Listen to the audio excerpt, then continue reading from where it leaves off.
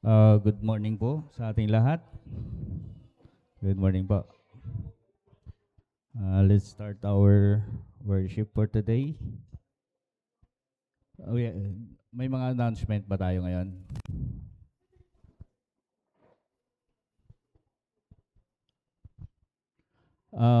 We are still looking for tech crew volunteers. Alam ko may mga volunteers dyan na pwedeng makatulong sa atin for our multimedia. Tawagan niyo lang po ako. So, tech crew, mga boys and girls. Ano. Next is our social media team, volunteers. We need mga active na ano. Siguro pwede nating i-combine yung ano na yan. So, tech crew, pwede naman mag-overlap yun pag ano. Kaya lang, kailangan natin pagtulungan yung ating multimedia. And any other announcement? Okay na. So, ministry volunteers, we're looking for willing hearts. Pwede na tayo mag-start ng ating mga ministries. And we pray na by the next week, pwede na natin gamitin itong church facilities natin para makapag-meet. Pwede na kayo magplano. Pwede na tayo magplano na gamitin ito. Just let me know kung kailan po ninyo gagamitin. Siguro kahit hindi natin antayin muna yung official na ano na approval ng ating request. Na-send na po pala yung pag-usapan natin last week na regarding our proposal sa GCMTC na gamitin ang church for yung much plan na paggamit, yung monthly tayo para makakapagplano tayo ng mga activities natin. We do encourage na sana makapagbuo tayo ng mga ministry groups natin para magamit ito. Ma-utilize natin po yung church. With that, we start our service. We'll do our Bible reading. Bible reading. Can we please stand if you are able para makabasahin po natin ang ating Bible reading. Our Bible reading is on matatagpuan natin sa Psalm 139, 1 to 6 and 23 to 24. Let's read. You search me, Lord, and you know me. You know when I sit and when I rise. You perceive my thoughts from afar. You discern my going and lying down. You are familiar with my ways. Even before my word is in my tongue, behold, O Lord, you know it all together. You hem me in, behind and before. You lay your hand upon me. Such knowledge is too wonderful for me. It is high, I cannot attain it. Search me, O God, and know my heart. Try me and know my thoughts, and see if there is any grievous way in me, and lead me in the way of everlasting. Yeah, pwede mo tayo mga po. For the last week, siguro nasusubaybayan natin yung mga nangyayari sa atin, di ba? Parang nakaka-frustrate eh. Kikita natin ang mga pangyayari sa paligid natin. And siguro naapektuhan ba tayo doon? First, in a personal level. Nakikita natin yung ano ba? Nakaka-frustrate, nakakagalit, But one thing na nag-stand out sa akin is yung bang sa lahat na nangyayari, yung bang they have the audacity to invoke God to justify their positions and their hidden intentions, di ba? Using God's name para lang masabi na justified daw. Parang okay yung ginagawa ko, parang gano'n. But dito sa Psalm 139, napaka-personal yung yung prayer ni David. Ito yung passage na sinasabi niya na Yung David reflects the truth in that God knows everything about us, our thoughts, our motives, our actions, and even our intentions. Kasi sabi ni David, search me, O God, and you know my heart. Sabi niya, ganun. Napakabigat na prayer nito, mga kapatid. Dahil kapag sinabi niyang search me, parang sinasabi mo na sabihin mo sa akin yung laman ng puso ko. Kahit yung mga hindi nakikita, di ba? So, para i-invoke mo yung word, yung name of God, alam mo ang Panginoon, alam niya kung ano yung nasa puso mo. Minsan kasi nakikita natin yung mga mali ng iba. Yun ang mahirap doon kasi hindi natin nakikita yung mismong mali natin. Napaka-relevant nito ngayong sitwasyon. Nakita ko kasi yung relevance nito kasi marami ngayon ang gumagamit ng pangalan ng Panginoon para i-justify ang kanilang position ng sarili. Nakakatakot isipin na pwedeng gamitin lang ang pangalan ng Diyos, hindi lang para i-justify yung mga ganitong bagay. Pero malinaw yung Psalm 139, mga kapatid. Hindi sapat ang alam ng tao ang ginagawa natin. Ang mahalaga ay yung Diyos ang tunay, alam ng Diyos ang tunay na laman ng ating puso. Kaya si David, sabi niya, search me if there is any wicked way in me. Yan ang tunay na pagpapakumbaba, yung humility. Kasi bago natin ituro sa iba, kaya natin na yung Diyos ang magsabi sa atin kung ano talaga yung intention niya para sa atin. At alam natin na ang Diyos ang nakakaalam. Actually, mas sabi nga ng 139, mas alam pa nga ng Panginoon kung ano yung nasa damdamin natin, kung ano yung nasa puso natin, di ba? Kaya, isa pa, mga kapatid, yung tanong na, yung intentions, ano ba yung motive natin? Ginagamit ba natin ang pangalan ng Panginoon para sa sarili nating kapangalan or for His glory, di ba? Yan ang tunay na spiritual maturity. Hindi nasusukat sa galing ng magsalita, kundi sa willingness ng puso natin para magpakumbaba at magpasakop sa kung ano man yung sinasabi ng Panginoon. Yan. Yan lang naman mga kapatid. Let's pray. Heavenly Father, as we come before you today, we humble ourselves in your presence.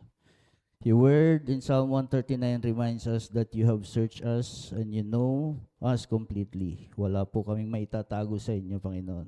Alam ninyo, Panginoon, ang alam naman ng isipan, ang intentions namin, struggles, and motives.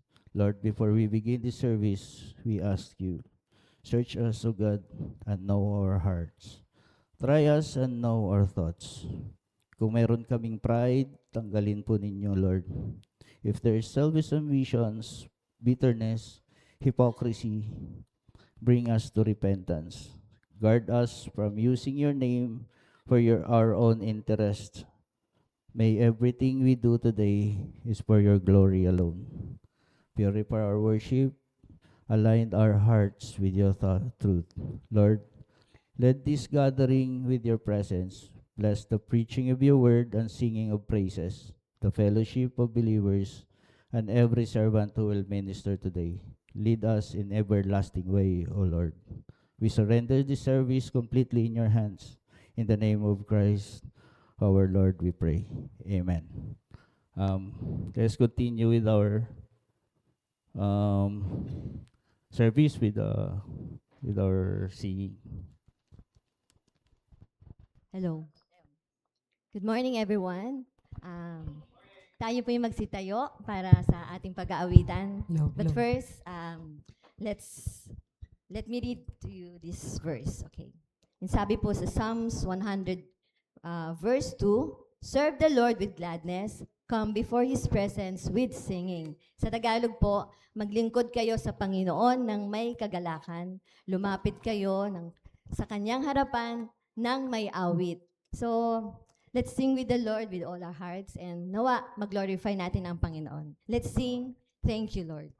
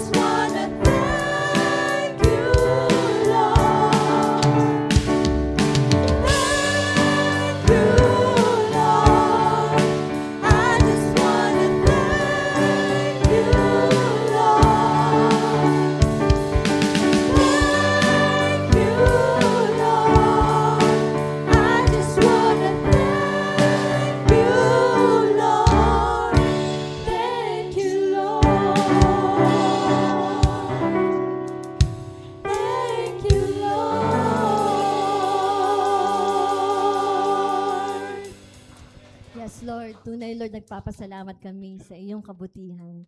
Tunay, O Diyos, na kami po ay nagpupuri sa inyo dahil marami po kaming dapat pasalamatan sa inyo. Every time we woke up in the morning, Lord God, ikaw ang aming papupurihan, ikaw ang aming pasasalamatan, Panginoon. At lahat, Panginoon, ay para sa iyo lamang. Let's continue to worship the Lord and let's sing Ancient of Days.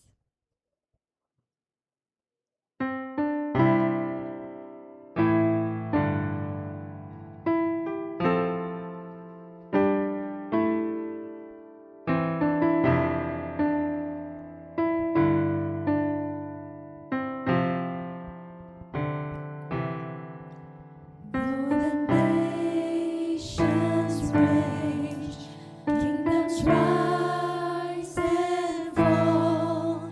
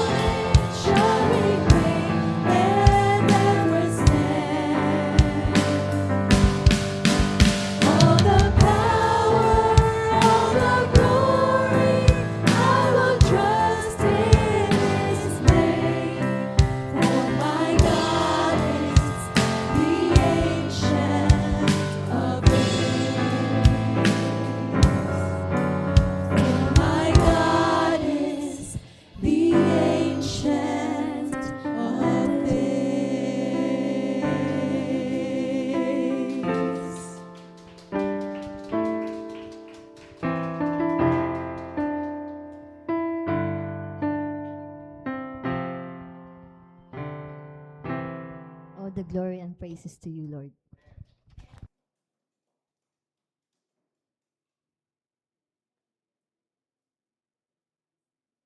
Good morning po sa bawat isa. So, siguro na tayo tumayo at ating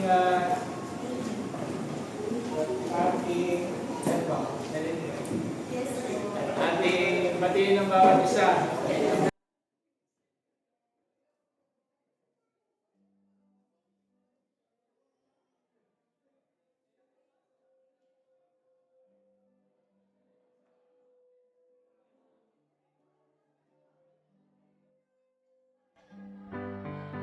Yes.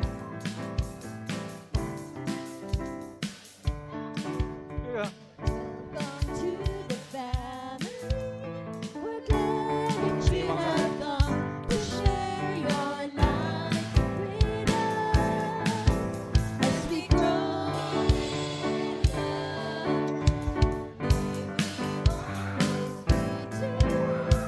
God would have us be a family always to be strong and to lean on. Okay po. Mari na po kayo magsiyo po.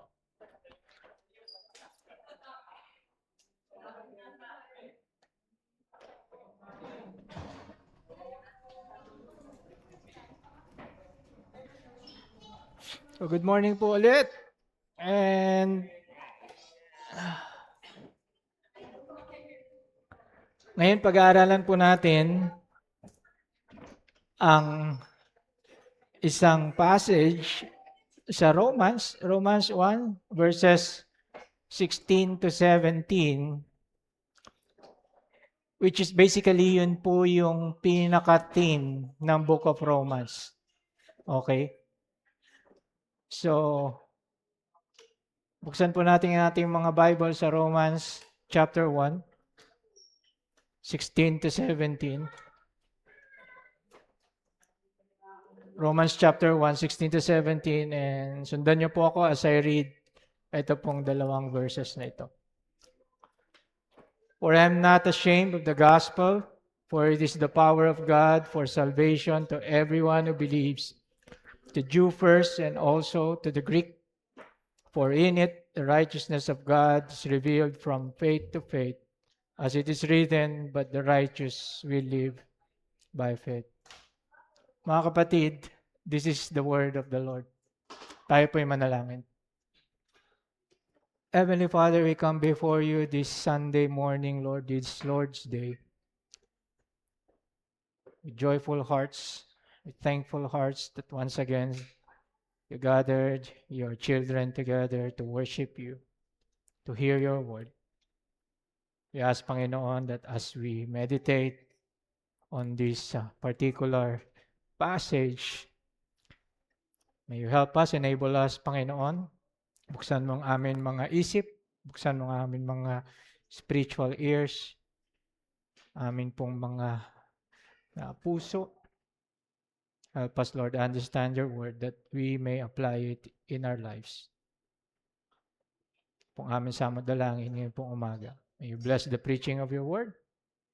May you bless, Panginoon, everything na amin pong gagawin for your glory's sake. And this is our prayer, Lord, in Jesus' name. Amen. Amen. So, yung mga mountaineers dito, nasubukan nyo na ba na tumayo sa tuktok ng isang mountain peak? No? And habang nakatayo kayo doon sa mountain peak, kitang-kita mo lahat sa horizon. And meron mga Bible passages na parang mga mountain peaks. Na pag tumayo kayo doon, suddenly, everything else becomes clearer. Nakikita mo yung mga valleys, yung rivers, yung roads, yung buong landscape from that one high point. Yung passage po natin, Romans 1, 16 to 17, is one of those mountain peaks. Itong verses na ito, ang tawag ng mga ibang theologians is yung heartbeat or yung thesis ng Romans. Yung iba even say na ito daw yung summary of Christianity in 2 sentences. And lahat ng i-explain ni Pablo after verse 17 can be traced back dito sa dalawang verses na ito. Kaya in many ways, pag naintindihan natin yung Romans 1 verses 16 to 17, meron kang key that unlocks the whole book. For the last 2 weeks, pinag-aralan natin itong section sa Romans 1, 8 to 15. And tinignan natin yung puso ni Pablo sa ministry. Nakita natin yung spiritual service, yung true spiritual service, hindi lang siya merely external na activity. It is not just being busy in church or visible in the ministry. True spiritual service is something that God produces in the heart. Nakita natin yung 9 marks of true spiritual service sa ministry ni Pablo. Nakita natin that si Pablo served with a thankful, concerned, submissive, loving, humble, fruitful, obedient, eager hearts. And lastly, dito sa verse 16, nakita natin yung kanyang bold heart, in which sinabi ni Pablo, "For I am not ashamed of the gospel." Kung titignan natin, verses 16 to 17 become the conclusion of the first 17 verses dito sa chapter 1, which is yung introduction. But at the same time, etong 16 to 17, siya rin yung introduction sa body ng letter. Remember, this is a letter, right? Unang 17 verses, introduction lang. Ito yung conclusion, 16 to 17. Pero yung 16 to 17, siya rin yung introduction ng body. Remember, si Pablo is writing to Rome. And yung Rome was not just another city. Rome was the center of the world. Rome is a symbol of human greatness, power nung time ni Pablo. Sa Rome, merong political authority, military dominance, intellectual pride, emperor worship, wealth, influence, philosophy, culture. Rome glorified in strength. Rome celebrated status. Rome admired power, education, military conquest, and human achievement. And into that city walks a Jewish preacher at an introduction niya is, "I am not ashamed of the gospel." And that is shocking, mga kapatid. Imagine someone entering a city na center ng emperor worship.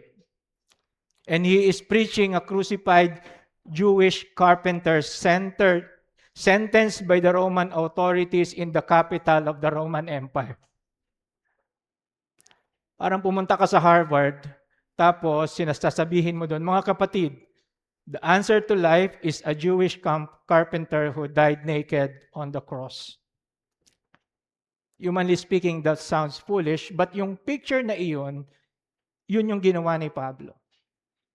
Hindi sinabi ni Pablo na, "I am impressed with Rome," or "I am amazed by your Greek philosophy." Ang sabi niya, "I am not ashamed of the gospel."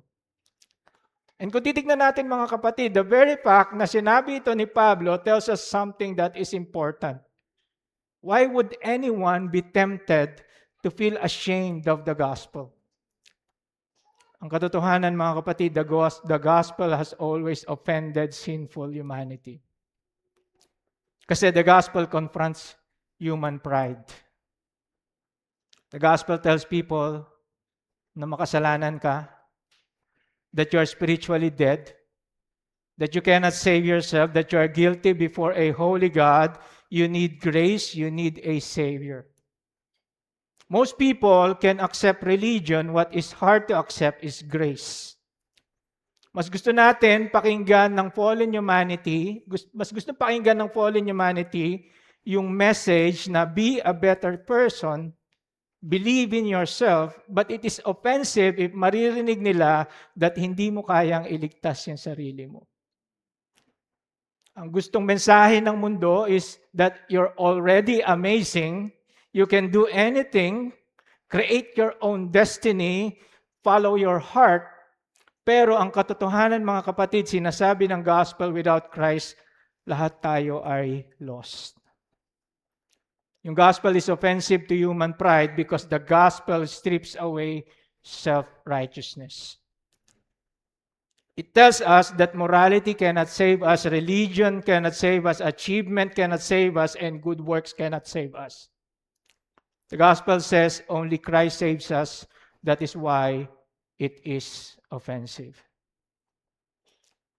And naintindihan ni Pablo exactly how offensive that message could be because he personally suffered for preaching it. These words were not written by Paul from a place of comfort and convenience, sitting carefree in a penthouse cafe. He is writing as a man who has suffered repeatedly for the gospel. Kahit saan pumunta si Pablo, sinusundan siya ng mga opposition. In Philippi, he was beaten and thrown to prison. In Thessalonica, he was chased out of town. In Berea, believers had secretly sent him away for safety. In Athens, intellectuals mocked him. In Corinth, maraming nag-iisip na foolish siya. In Jerusalem, he was treated like a criminal. At in Lystra, literally, in-stone si Pablo and left him for dead. Most of us siguro, magre-retire na lang ako pag na-experience ko yung kalahati nung na-experience ni Pablo.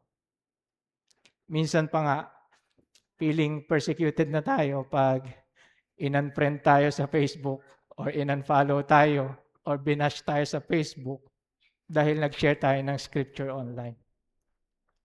Samantalang si Pablo, literal na pinagbabato siya for preaching the gospel. Pero ang sabi pa rin ni Pablo, I am not ashamed of the gospel. Now the question is why? Dahil alam ni Pablo ang isang bagay na hindi alam ng mundo, na ang gospel is not merely information, the gospel is power. It is the power, the very power of God to save sinners. Kaya di pwedeng manahimik si Pablo. He chose courage over comfort. Yung kanyang passion was not self-preservation. Yung kanyang passion was seeing people saved. At dahil doon, Paul never changed the message to make it more acceptable. He never watered down the gospel into self-help advice or motivational preaching or speaking. Ang nakakalungkot in evangelicalism today is that some churches preach a message that sounds more like a success seminar than Christianity. Come to Jesus, become wealthy and healthy. Come to Jesus and all your problems will disappear. Come to Jesus and claim your dreams. Yes, ang mundo is not offended by that message, but the truth is, si Pablo at lalong-lalo na si Jesus never preached that kind of gospel. In fact, may isang lumapit kay Jesus, sabi niya, I will follow you wherever you go. At sinagot siya ni Jesus, basically, are you sure? Because I don't even have a place to sleep. That is not exactly a modern church growth strategy, mga kapatid. Kasi yung modern church growth strategy, sasabihin niya, sayang, disciple na yun.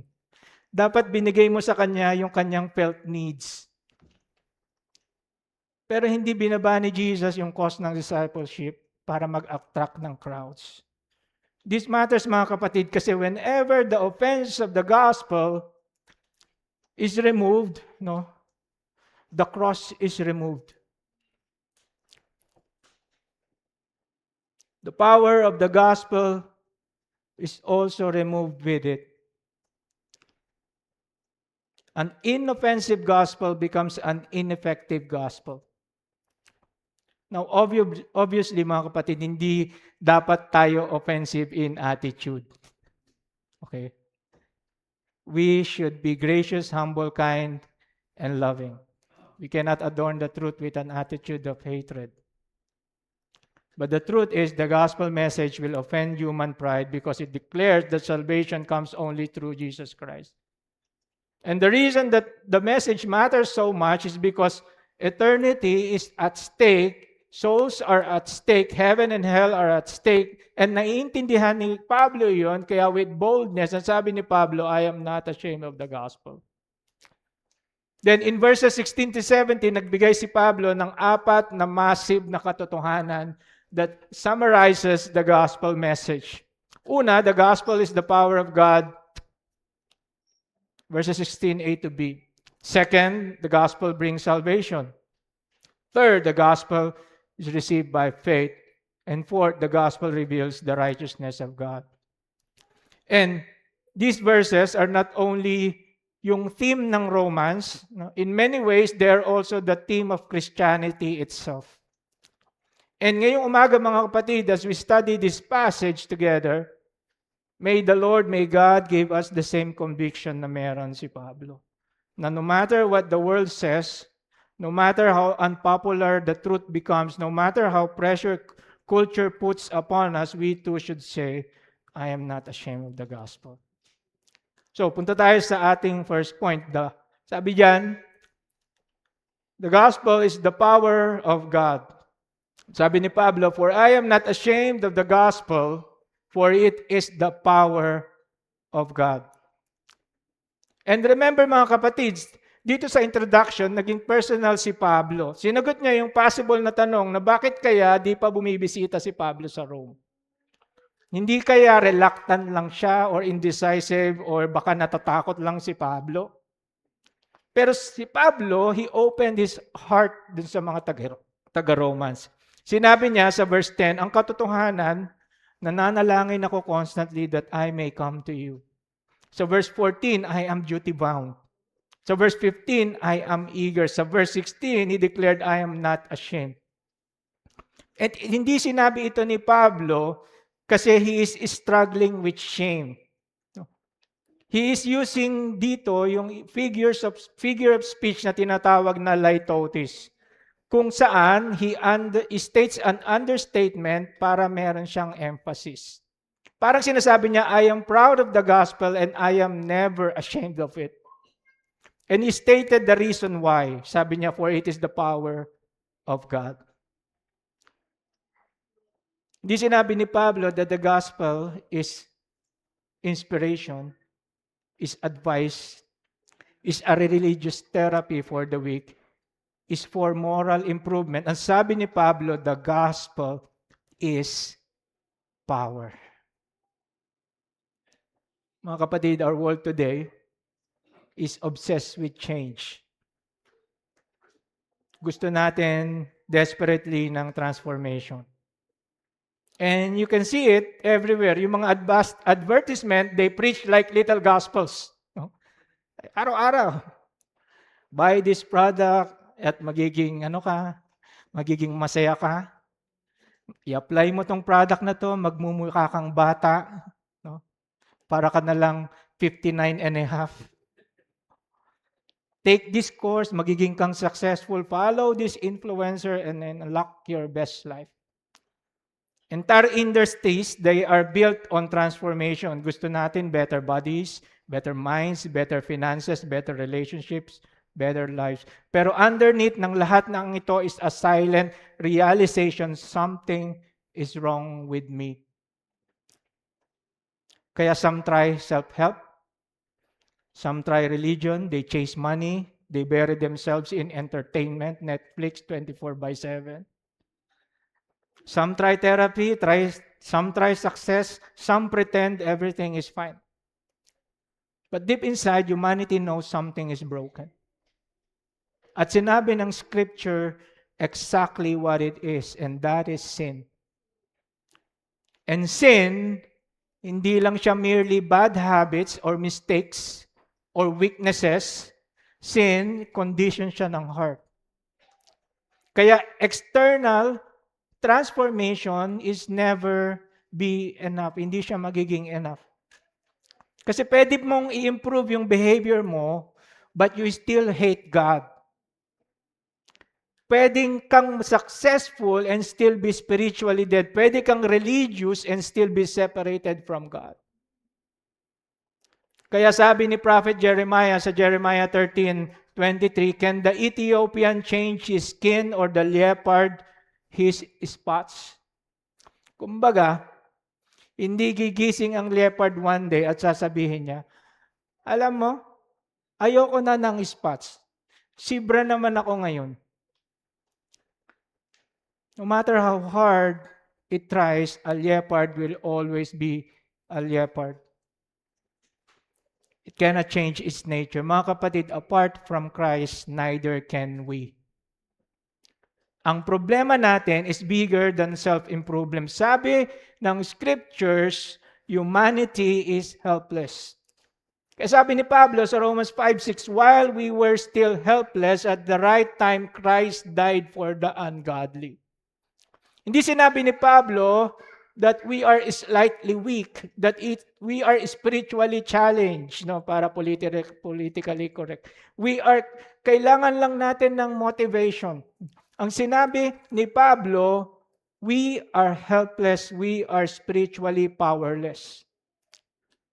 The problem, mga kapatid, is that it's not that we need moral improvement. The problem is that we are spiritually dead. Walang silbi ang moral advice sa isang patay. Siguro pwede niyo subukan. Punta kayo sa morgue. Tapos sabihin mo dun sa isang bangkay dun, alam mo kapatid, ang kailangan mo lang is dapat ma-boost yung self-esteem mo. Bulangan mo sa tenga niya. Kulang ka lang kasi ng self-esteem. Kaya laging kang feeling lifeless sa buhay mo. Mga kapatid, a dead man needs no moral advice. What a dead man needs is resurrection. That is why salvation, mga kapatid, must be supernatural. In Matthew 22-29, Matthew 22 verse 29, sabi ni Jesus dun sa mga Sadducees, nung nagtatanong sila about resurrection, "You are mistaken, not understanding the scriptures nor the power of God." Ang issue ng mga Sadducees is dahil hindi sila matalino. Matalino sila. Ang issue nila is that they underestimated the power of God. Mga kapatid, many people hanggang ngayon still do. And yung word na power dyan sa verse 16 ng Romans, in the original language is dunamis, kung saan nakuha yung English word na dynamite. No? Pero hindi po ibig sabihin na yung gospel is dynamite. Okay? Kasi ang emphasis dito ni Pablo is not merely external force. Ang emphasis dito ni Pablo is on the source. The gospel is powerful because God is powerful. Yun ang ibig sabihin ni Pablo. Mga kapatid, yung power ng gospel, hindi siya nanggagaling yung sa eloquent speech, sa emotional manipulation, sa mga clever arguments, sa marketing, sa human wisdom. The power of the gospel comes from God Himself. Sabi ni Pablo sa Romans 8:3, "What the law could not do, weak as it was, through the flesh, God did." Sabi niya diyan, that what the law could not do, God did. At ano ang ginawa ng Diyos? Sending His own Son in the likeness of sinful flesh, and as an offering for sin, He condemned sin in the flesh. Sinasabi ni Pablo, humanity could not save itself. Religion could not save us. The law could not save us, but God stepped in. He sent His Son into the world, dwelt among us. He died a shameful death, and after 3 days, God resurrected Him from the dead. And God did all those things in order to save sinners. That is the gospel, mga kapatid. The gospel, hindi lang siya primarily about what man does for God. It is about what God has done for us through Jesus Christ. And si Pablo experienced that power. Hindi lang alam ito ni Pablo intellectually, He lived it. Sinulat ni Pablo yung Romans, Christianity had already existed for 25 years. 20 years nang believer si Pablo. Paul had already spent years watching the gospel transform lives. Nakita niya yung mga idol worshippers change, murderers transform, prostitutes, criminals, religious hypocrites, mga Gentile pagans, and above all, he himself has been changed by the power of the gospel. Sa 1 Timothy 1:15, tinawag ni Pablo yung sarili niya, the chief of sinners. Yet God saved Paul. And that is the power of the gospel, mga kapatid. No one is beyond the reach of the gospel. Yung ancient world, ang tingin nila sa Christianity, foolishness. Para sa kanila, ridiculous ang Christianity. The pagans believed their gods were distant at saka indifferent. Kaya yung idea na yung Diyos would enter human history, suffer and die for sinners, sa kanila absurd yun. That is why Christianity were mocked constantly. And merong na-discover yung mga archaeologists na isang ancient Roman sketch sa wall. No? Probably mga 2nd or 3rd century. Na merong figure ng isang man worshiping a crucified figure na merong head ng donkey. And nakasulat doon, Alexamenos worships his God. Para nilang minamak si Alexamenos who worship a crucified God na merong head ng donkey. Kasi para sa kanila, foolish, weak, embarrassing ang Christianity. Meron naman isang 2nd century Greek philosopher, si Celsus, umak Christians at ang tingin sa kanila, they are ignorant, common people. But despite all the ridicule, the gospel spread across the Roman Empire. Why? Because the power was never in human wisdom. The power was always in the gospel itself. Kaya sabi ni Pablo sa Corinthians, I am determined to know nothing among you except Jesus Christ and Him crucified. Paul understood something that many churches are forgetting nowadays, mga kapatid. Changed lives do not come from human performance, they come from divine power. Isang pastor ang sabi niya, the gospel is like a lion. All the preacher has to do is open the cage and get out of the way. Kaya mo bang pigilin ng isang lion? Sometimes churches act na parang weak or kulang yung gospel. Pastor, kailangan natin ng konting gimmick. Pastor, konting entertainment o kaya worldly attraction. And don't get me wrong mga kapatid, excellence is very good. Maganda yung creativity. In fact, maraming nakita yung ministry natin dito dahil meron tayong live na social media. But when we start trusting methods more than the message, dun tayo nagkakaproblema. Pag nag-act na tayo na parang ang yung Holy Spirit, kailangan niya ng marketing advice. Lord, baka hindi gumana yung gospel. Lagyan natin ng smoke machine. Imagine yung mga apostles, meron silang church meeting ng Pentecost. Sabi nila kay Peter, Peter, kulang yung sermon mo. Wala kang LED wall sa likod. Uy, yung isang apostle sabi niya, o sige, dapat sa Pentecost meron tayong laser lights. Yet without all those gimmicks, 3,000 people got saved. In fact, yung first days ng church, mega church na sila. 15,000 ang na-saved na baptized believers. Hindi sila galing sa ibang church kasi wala pang mga church na sila pa lang.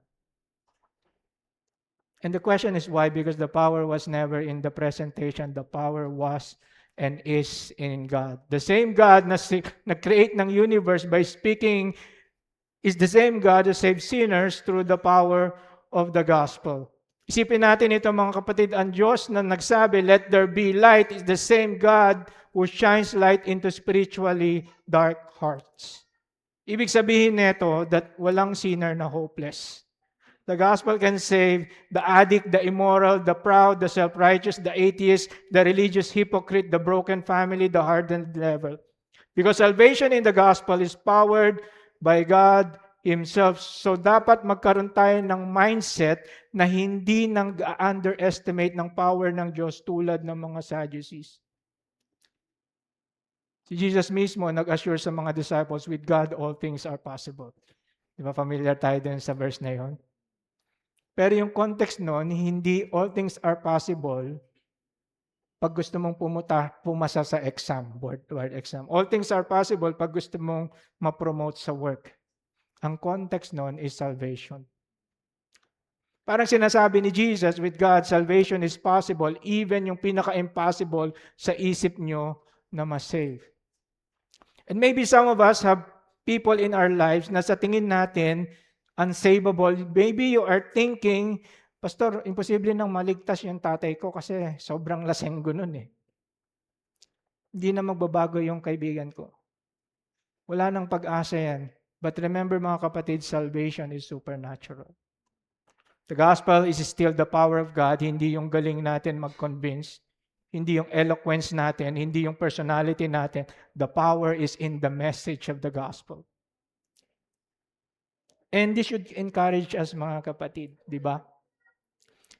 Kasi, pwedeng hindi tayo magaling magsalita. Pwedeng wala kang ka-personality. Pwedeng hindi ka theologian. Pwedeng hindi mo kayang sagutin ang lahat ng bagay. Pero ang katotohanan, God has always used weak people. Kasi the power is not in the messenger, the power is in the gospel. Amen? So, hindi lang the gospel is the power of God, but also the gospel brings salvation. Sabi diyan, for I am not ashamed of the gospel, for it is the power of God for salvation. Dito sinabi ni Pablo kung ano yung nagagawa ng power ng Diyos, and that is for salvation. And that is important to understand mga kapatid, kasi the greatest display ng power ng Diyos is hindi creation. Hindi yung parting ng Red Sea, hindi yung mga miracles na ginawa ng Diyos. The greatest display of God's power is when God saves a sinner. Isipin ninyo ito mga kapatid, God created the universe sa pamamagitan ng salita. But to save sinners, Christ had to come, suffer, die, and rise again. Creation spoke of His power. Salvation reveals the mercy, the grace, the justice, and the love of God all at once. And yung word na salvation dito is yung soteria, which ang ibig sabihin, deliverance, rescue, preservation, safety. Now, ang obvious na question is, we are saved from what?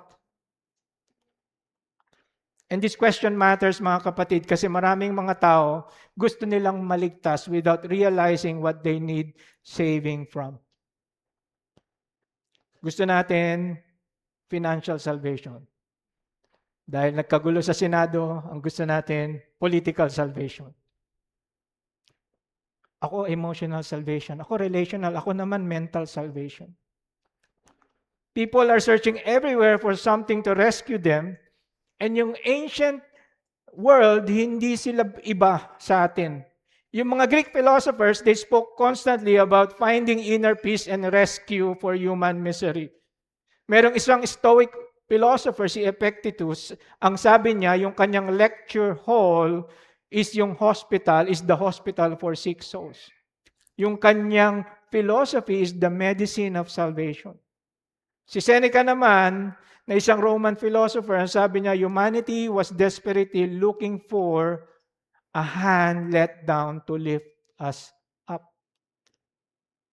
Pero para kay Pablo, in the gospel, God has indeed let down His hand. Pero hindi siya through human philosophy. Hindi siya through religion, morality, or self-help. He let down His hand when He sent His Son. The gospel of God, the gospel in is God's rescue mission for sinners. Sa Scripture, salvation often refers to rescue or deliverance. Sa Exodus 14:13, makita natin that God delivered Israel physically from Egypt. So Psalm 51, si David naman, he prayed for spiritual deliverance. So salvation, ibig sabihin, is physical and spiritual deliverance. Ultimately, salvation, ibig sabihin, being rescued from sin, judgment, wrath, death, and eternal separation from God. Hindi nagkatawang tao si Jesus para lang ma-improve yung buhay natin. He came to save people. In Matthew 1:21, ang sabi concerning the Messiah, you shall call his name Jesus, for he will save his people from their sins. And Jesus will save his people. Hindi sa bad habits or sa difficult circumstances, but from sin. And sin is humanity's greatest problem, mga kapatid. Oftentimes, iniisip natin na yung biggest na problema natin is anything else, pero hindi sin. Kasi, yung upbringing ko kasi Kasi yung stress kasi araw-araw akong stress. Kasi yung relationship ko biggest problem ko, wala akong pera. But according to Scripture, our deepest problem is internal. Yung heart natin na sinful. Kasi kahit na masolve mo lahat ng sinasabi mong problema, meron ka pa ring problema. Yung heart mo. Kasi yun talaga yung ultimate na problema mo. That is why education alone cannot save man. In fact, ang sabi ni Jeremiah, our heart is deceitful and desperately wicked. Kaya education alone cannot save us. Government cannot save us.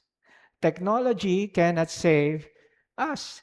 Kahit na pagsamasamahin lahat ng tech CEO, lahat ng talino at pera nila para sa mga technical inventions, technology cannot save us. Religion cannot save us.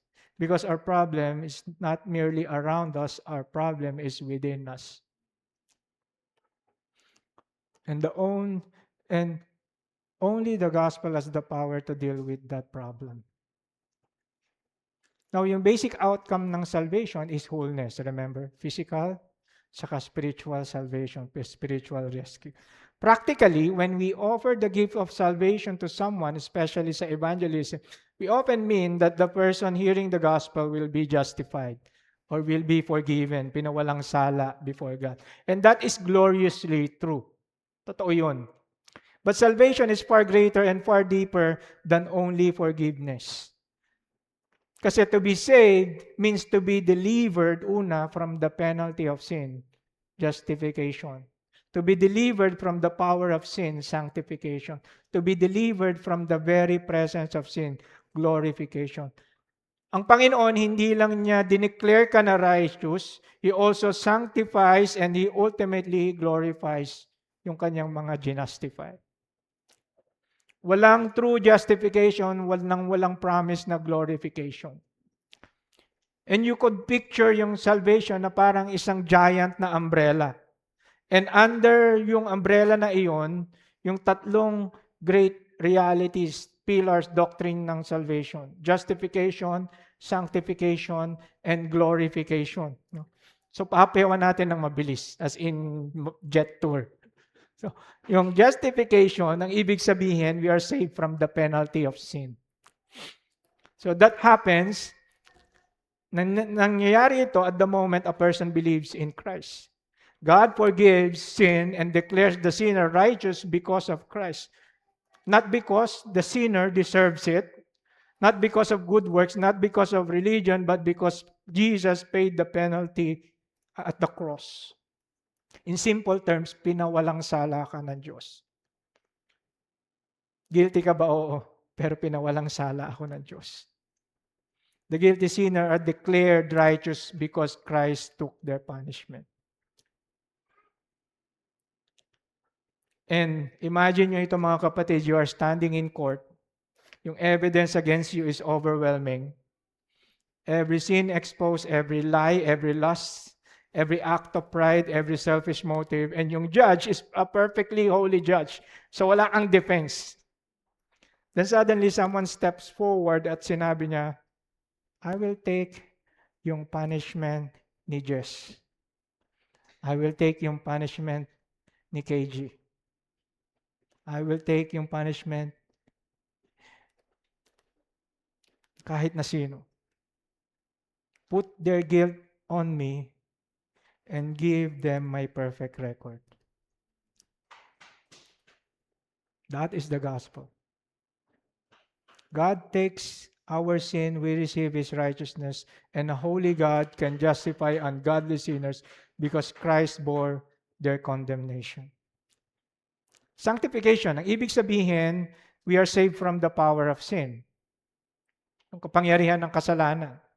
Kasi salvation, hindi lang siya forgiveness, it is transformation. Before salvation, sin reigns in our lives na parang siyang tyrant na hari. A person may stop sinning, may try to stop sinning, may try to self-discipline, they try religion, they try moral reform, but sin still rules sa kanyang puso. But when God saves someone, sin is no longer the master. Yes, yung Christian, nag-struggle siya, nagbabattle siya ng temptation, he still falls at times, but sin no longer reigns.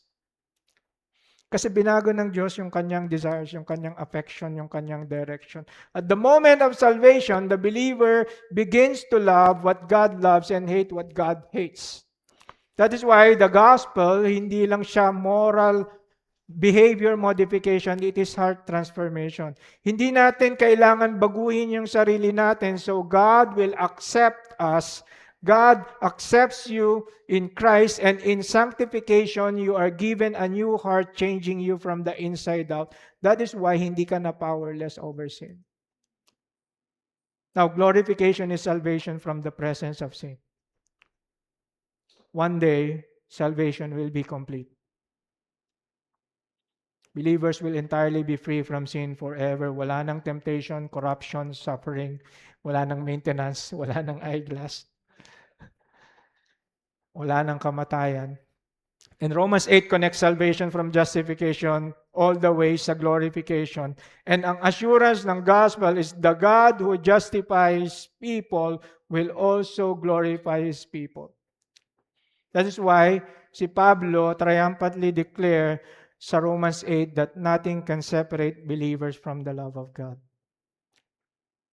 Salvation begins with grace, continues by grace, and ends in glory. So, hindi lang ang gospel is the power of God, hindi lang ang gospel brings salvation. Thirdly, the gospel is received by faith. Sabi diyan, I am not ashamed of the gospel, for it is the power of God for salvation to everyone who believes, to the Jew first and also to Greek. Now, si Pablo is giving us another foundational truth about the gospel, and that is faith. Pagkatapos niyang sabihin that the gospel is the power of God for salvation, Paul tells us who receives that salvation. Sabi niyo dyan sa verse 16, to everyone who believes. Now, yung word na believe is important kasi sa original language, it carries yung idea of trusting, of relying on, of depending upon. So, hindi lang siya merely agreeing with facts about Jesus. Faith, believing, is placing your full confidence in Christ. Kung titignan natin mga kapatid, yung buhay natin already operates by faith. Every day, we trust things we cannot fully control. Umuinom tayo ng tubig sa mineral water bottle, trusting na wala yung lamang lason, na malinis yun. Nagkocross tayo sa bridges, trusting na hindi siya magko-collapse. Nagbo-board tayo ng mga eroplano, sumasakay tayo ng eroplano, trusting na alam ng piloto yung ginagawa niya. So in a way, life requires natural faith. But si Pablo is talking about something that is greater. He's talking about supernatural faith. Isang pananampalataya that is produced in us by God Himself. Sabi sa Ephesians chapter 2, and you were dead in your transgressions and sins in which you formerly walked according to the course of the world, according to the ruler of the power of the air, the spirit that is now working in the sons of disobedience, among whom we all are also formerly conducted ourselves in the lust of our flesh, doing the desires of the flesh and of the mind, and were by nature children of wrath, even as the rest. But God, being rich in mercy because of his great love with which he loved us, even when we were dead in our transgressions, made us alive together with Christ.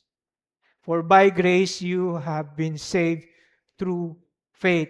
And this faith is not of yourselves, it is the gift of God, not of works, so that no one may boast. And importante na maintindihan natin ito mga kapatid kasi salvation does not come through human effort. God does not first ask people na mag-perform ka muna para i-save kita. God asked people to believe. And yung faith that we received as a gift is produced in us by God Himself. Nung binuhay niya yung patay na puso. Remember the dead man analogy sa morgue. And this goes against the way people think about religion. Kasi most people, they think that salvation is being morally good. Maging part ka ng church. Receive mo yung mga sacraments. But Paul is saying here, salvation comes to everyone who believes. Salvation comes only to those who trust in Jesus Christ alone. Real salvation begins when a person stops trusting in his own righteousness and starts trusting completely in the person and finished work of Christ. Yun yung heart ng gospel. And notice kung gaano ka-wide yung invitation. Sabi niya dito, to the Jew first and also to the Greeks. Yung mga Jews, they received the first opportunity to hear the gospel because they were God's covenant people. Through Israel came the scriptures, yung mga promises, and ultimately the Messiah. Jesus came first to the lost sheep of the house of Israel. Pero hindi tumigil doon yung gospel. It crosses every racial, national, cultural, social barrier. And the message of the gospel of Christ is para sa mga Jews and para sa mga Gentiles. Ibig sabihin, the gospel is for everyone. At the same time, careful si Pablo na mag-sound siya na parang universalist. Ibig sabihin, yung universalist na niniwala dahil sa gospel, dahil sila ginawa ni Jesus, lahat na automatically saved. Hindi universalist si Pablo, hindi niya sinabi that everyone is automatically saved. Ang sabi niya, salvation is for everyone who believes. The offer of salvation is universal, but the application is conditional. Ito rin yung sabi ni Jesus sa John 3, He who believes in the Son has eternal life. Faith is the means by which salvation is received. Anyone may come and believe, but only those who truly trust in Christ will be saved. Ito ang ibig sabihin dito ni Pablo sa verse 16. The gospel is powerful enough to save anyone, but it is received only by faith in Jesus Christ. The gospel saves everyone who truly believes in Christ. Hindi siya limited by race, by background, by morality, by education or status. The door of salvation is open to everyone but only through faith in Jesus Christ. So yung pang-apat na glorious truth about the gospel is that the gospel reveals the righteousness of God sa verse 17. Sabi dyan sa Bible nyo, for in it the righteousness of God is revealed from faith to faith, as it is written, but the righteous will live by faith. Kung titignan natin yung word na righteousness, yun yung nagdo-dominate ng buong book ng Romans. Ginamit ito ni Pablo more than 30 times. Kaya para sa kanya, the gospel is ultimately about how sinful people can stand righteous before a holy God. And when Paul says the righteousness of God, he means something that is glorious, mga kapatid. Yung phrase na ito carries through two truths at the same time. Una, it speaks of the righteousness of God. God is perfectly holy. God is perfectly just, perfectly pure. He always does what is right. He never compromises sin. At the cross, God proved His righteousness because sin was fully punished in Jesus Christ. So yun yung righteousness of God. But second, it also speaks of a righteousness from God. That yung righteousness na yun na binibigay ng Diyos, na galing sa Diyos sa makasalanan na nanampalataya sa Panginoon. Yung righteousness na ito, hindi siya earned, hindi siya achieved through morality. It is received only by faith. Kaya sabi ni Pablo sa Philippians 3:8, I count all things to be lost because of the surpassing value of knowing Christ Jesus my Lord, for whom I suffered the loss of all things and count them but rubbish, so that I may gain Christ and be found in Him, not having a righteousness of my own, which is from the law, but that which is through faith in Christ, the righteousness which is from God upon faith. So in the gospel, two things happen simultaneously. God remains righteous because sin is punished on the cross. And through faith, sinners are declared righteous because Christ's righteousness is credited to them. Gets nyo?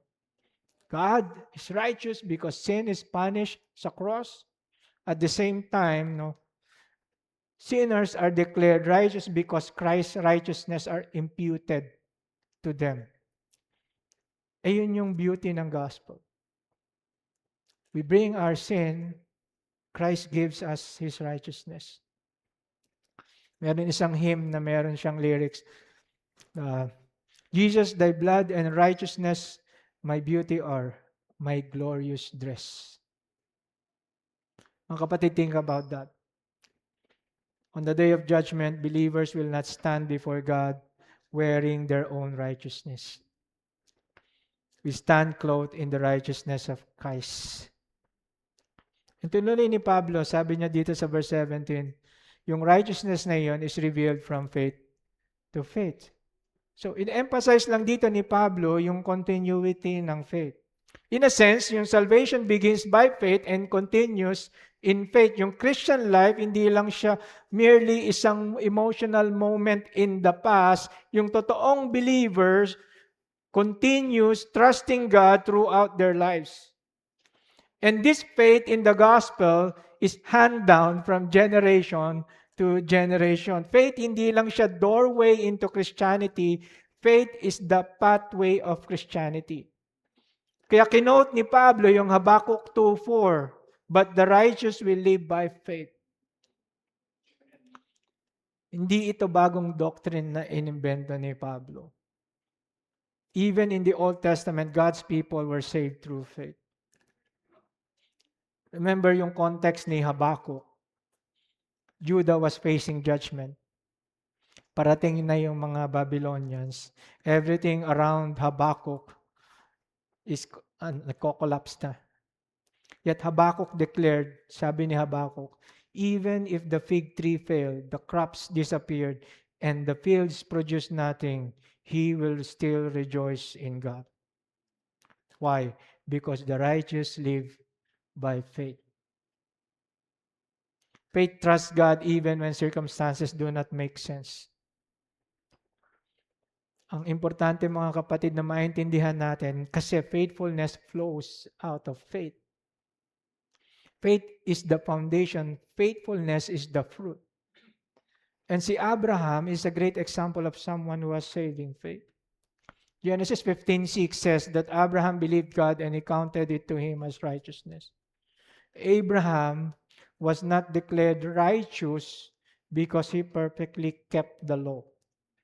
In fact, kung yung law-keeping ang basihan, bagsak si Abraham.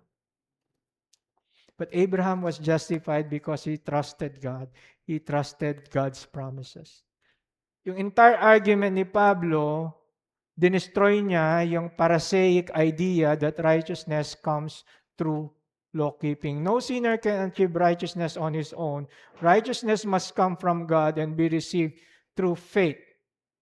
And yung katotohanan, even yung katotohanan na ito pa, mga kapatid, change history itself. Change yung course ng history natin ng paulit-ulit. Si Martin Luther, he hated yung phrase na the righteousness of God. Kasi akala niya it only meant yung God's terrifying justice against sinners.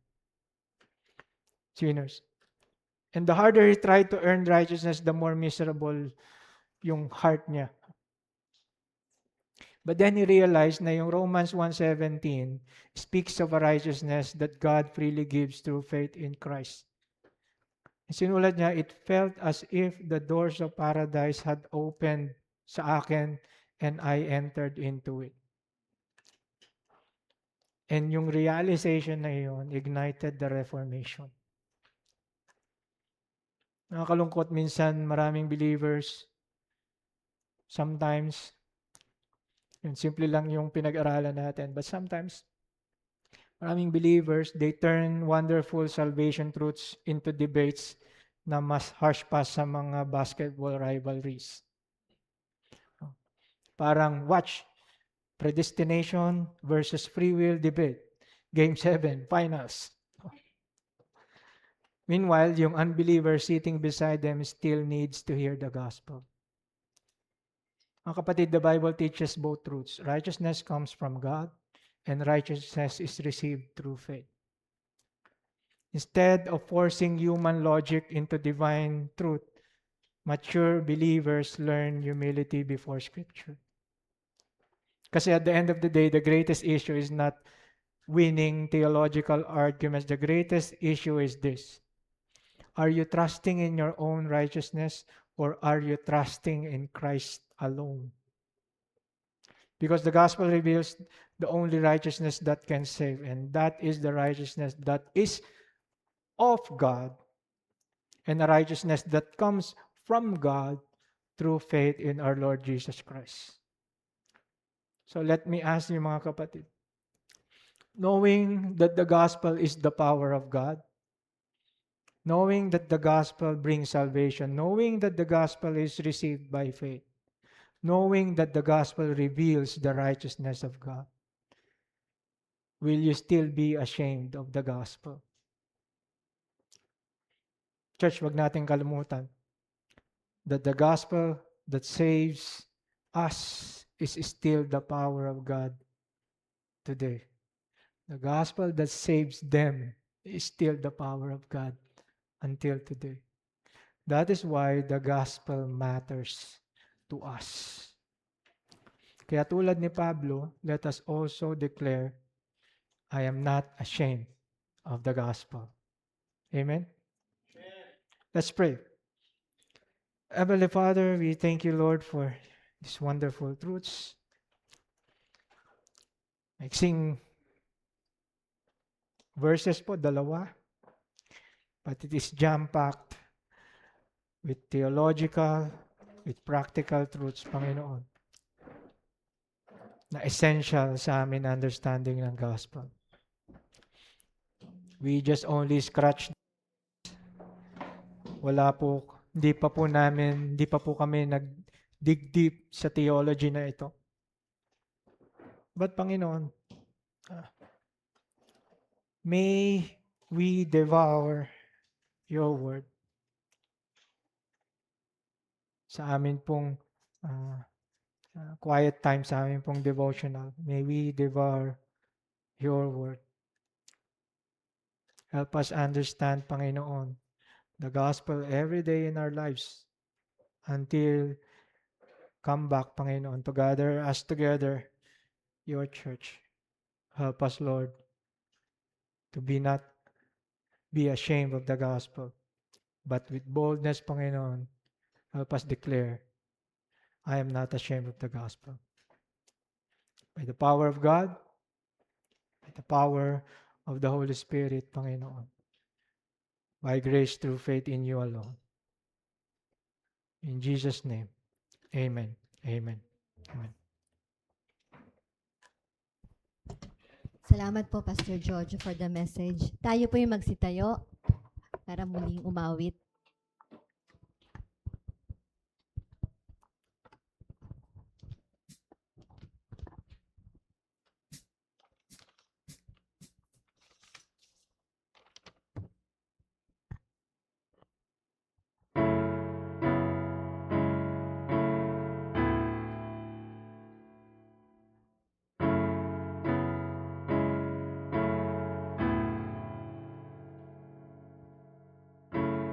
grace of God has reached for me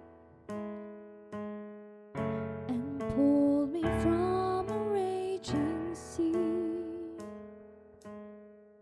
and I am safe on the solid ground. The Lord is my salvation.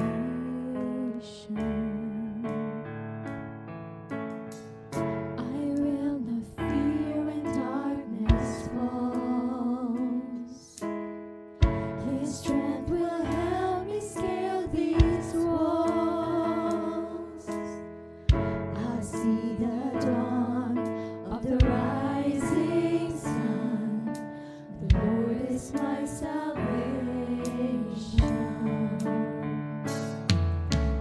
Who is like the Lord our God, strong to save, faithful in love? My debt is paid and the victory won. The Lord is my salvation.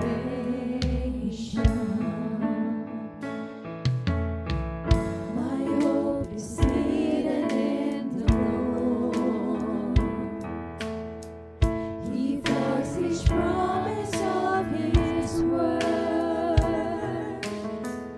When winter fades and the spring will come, the Lord is my salvation. In times of waiting, times of need, when I know lost, when I am weak, I know His grace will renew these days. The Lord is my salvation. Who is like the Lord our God, strong to save, faithful in love? My debt is paid and the victory won. The Lord is my salvation. And when I reach my final day, He will not leave me in the grave, but I will rise. He will call me home. The Lord is my salvation. Who is like the Lord our God, strong to save, faithful in love? My debt is paid and the victory won. The Lord is my salvation. Glory be to God the Father. Glory be to God the Son. Glory be to God the Spirit. The Lord is my salvation. Glory be to God the Father. Glory be to God the Son. Glory be to God the Spirit. The Lord is my salvation. The Lord is our salvation. The Lord is our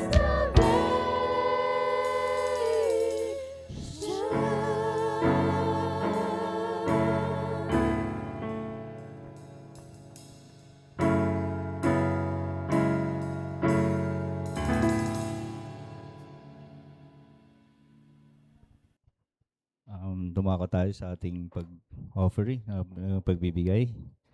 Pwede na po tayo maupo.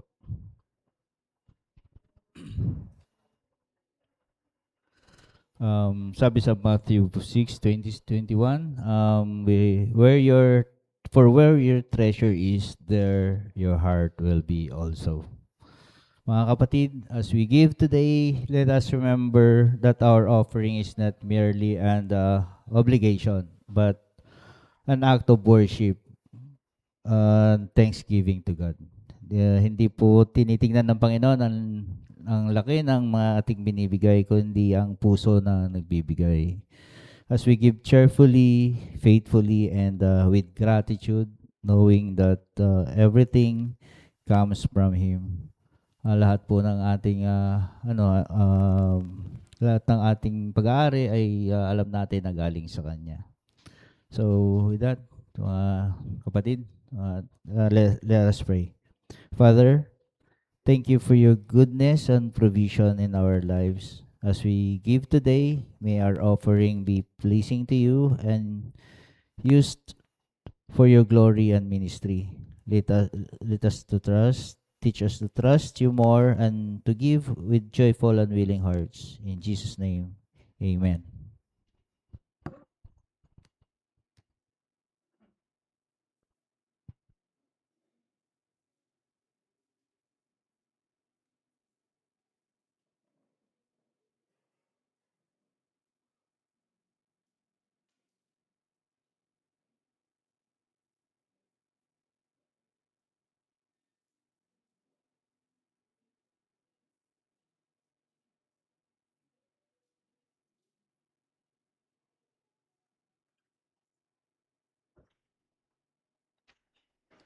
So tayo pong lahat ay tumayo. As we close yung ating pong service, let's pray. Heavenly Father, marami pong salamat for guiding us, for helping us, Panginoon, understand your word. Indeed, Panginoon, the gospel matters. Because in the gospel, makita po namin yung power mo. In the gospel, nakita namin yung salvation mo, Panginoon. In the gospel, nakikita namin that ikaw po ang nagbibigay ng pananampalataya. And in the gospel, Lord, you reveal your righteousness. At the same time, Panginoon, you reveal also the righteousness that comes from you alone. That perfect righteousness of Christ that we receive, moment, Panginoon, that we trust in you by faith. And may these wonderful truths guide us, Panginoon, sa amin pong pamilya, sa amin pong mga buhay, as we go home today, as we go to work this week, all the days of our lives. Maraming pong salamat, Panginoon. And may the love of the Father and the grace of our Lord Jesus Christ and the fellowship of the Holy Spirit be with you all. In the name of the Father, the Son, and the Holy Spirit. Amen. Amen. Glory be to God the Father.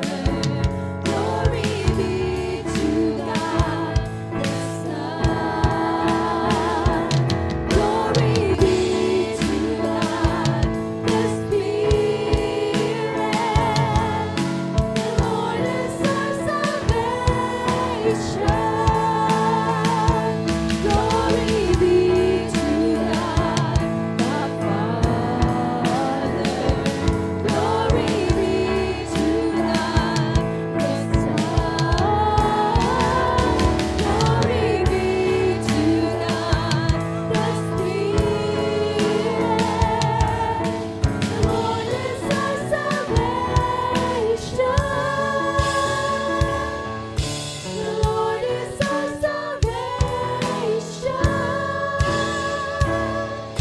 The Lord is our salvation.